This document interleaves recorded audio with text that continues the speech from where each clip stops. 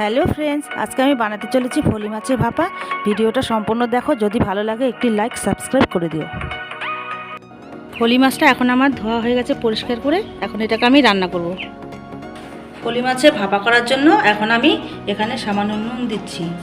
নুন দেবো, কিছুটা হলুদ গুঁড়ো দেবো, এবার দিচ্ছি হচ্ছে জিরের গুঁড়ো। জিরের গুঁড়ো দেবো, এবার কিছুটা ধনের গুঁড়ো দেবো,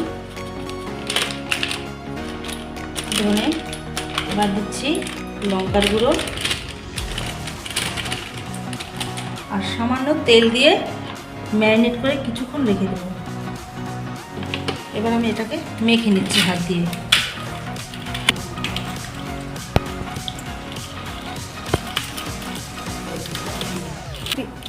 এখন মাছটা আমার ভালো করে মাখা হয়ে গেছে পুরোপুরি।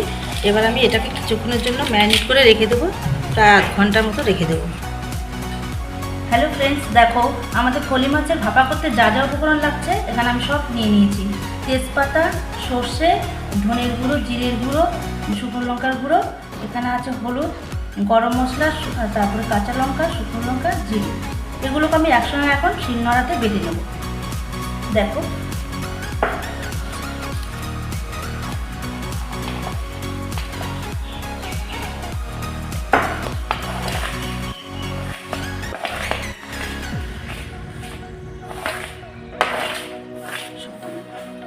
এখন আমি সবগুলো মশলাকে একসঙ্গে শিলনোড়াতে বেটে নিচ্ছি।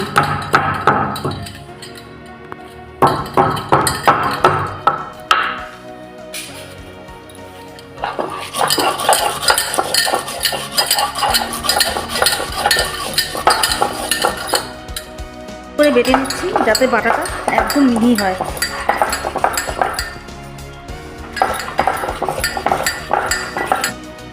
আমি শিলনোড়াতে বাটছি, তোমরা চাইলে মিক্সার মেশিনেও করতে পারো, কারণ সর্ষে বাটাটা আমার শিলনোড়াতে ভালো লাগে, তাই আমি শিলনোড়াতেই বেটে নিচ্ছি। ফ্রেন্ডস, এখন আমার বাটা হয়ে গেছে। এখন আমি একটা পাত্রে তুলে নিচ্ছি এটা।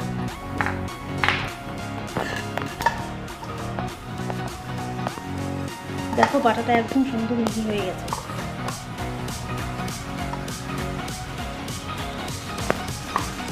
এখন আমি কড়াইটা গরম করতে দিচ্ছি, একটু গরম হোক, তারপর তেল দিয়ে দেবো। এখন আমি মাছগুলোকে মশলা দিয়ে মিশিয়ে নিচ্ছি। সরষে বাটাটা মাছগুলোকে মশলা দিয়ে মিশিয়ে নিচ্ছি। ম্যারিনেট করা মাছ ছিল, মশলা দিয়ে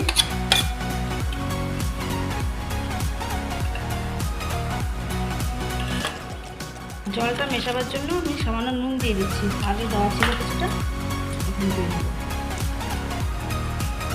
জল দিয়ে এবার এটাকে ম্যারিনেট করা মাছগুলোকে ভালো করে মিশিয়ে নিচ্ছি হাত দিয়ে।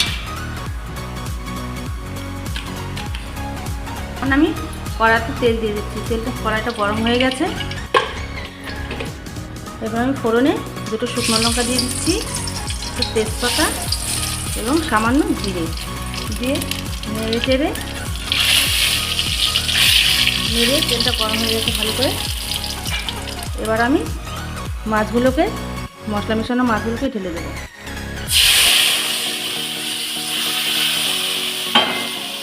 দেখো জলটা মিডিয়াম দেবো, খুব বেশি দেবো না, ভাপা তো মাখা মাখা থাকবে। 5 মিনিট হয়ে গেছে, ঢাকনাটা তুলে নিচ্ছি। কতটা জল আছে, আর একটু জলটা টেনে গেলে আমি এটাকে নামিয়ে নেব। এখন আমি তরকারিটা ভালো করে নাড়িয়ে নিচ্ছি। আমি কিন্তু মাছগুলো ভেজে নিইনি, যেহেতু ভাপা এটাকে একবারে সব কিছুতে মেখে ফোড়ন দিয়ে দিয়েছি। এখন আমার ফলি মাছের ভাপা রান্না করা হয়ে গেছে। এখন আমি এটাকে নামিয়ে নিচ্ছি। হ্যালো ফ্রেন্ডস, আমার এখন ফলি মাছের ভাপা রেডি। তোমাদের যদি ভিডিওটা দেখে ভালো লাগে তাহলে একটা লাইক, কমেন্ট, শেয়ার করে দিও প্লিজ। Thanks for watching.